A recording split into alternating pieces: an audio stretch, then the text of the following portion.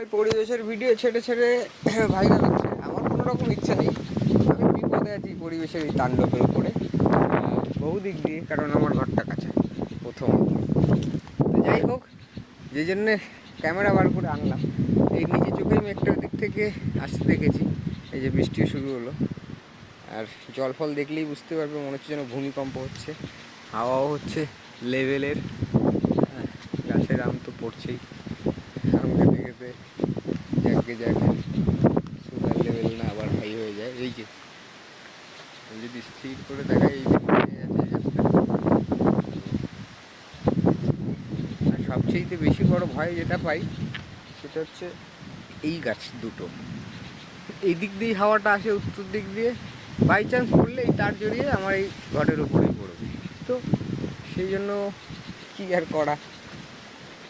হ্যাঁ জুলি, তুমি ঝড়ের ভিতরে এখানে কেন? এ হচ্ছে সবচেয়ে ভালো আমার বিশ্বস্ত, ওর নাম জুলি। মানে যত কুকুর আছে এলাকায় সব থেকে ভালো। তুই যা যা, চলে যা চলে যা চলে যা, ঝড় বর্ষা হচ্ছে, যা, বৃষ্টি হবে, ভিজে যাবি, যা যা যা।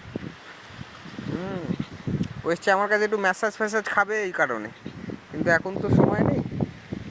হ্যাঁ, এখন যেটা এমার্জেন্সি, ও হো ভিডিও বড় হয়ে যাচ্ছে, সেটা হচ্ছে আমি স্নান করছিলাম, তো এটাকে আর তো বাইরে নাড়া যাবে না, তাহলে উড়ে যাবে, এদেরকে তুলতে হবে।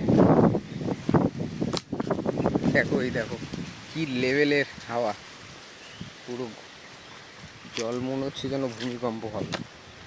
তো যাই হোক, ওই দিক দিয়ে বেরিয়েছিলাম, এদিক দিয়ে ঢুকলাম।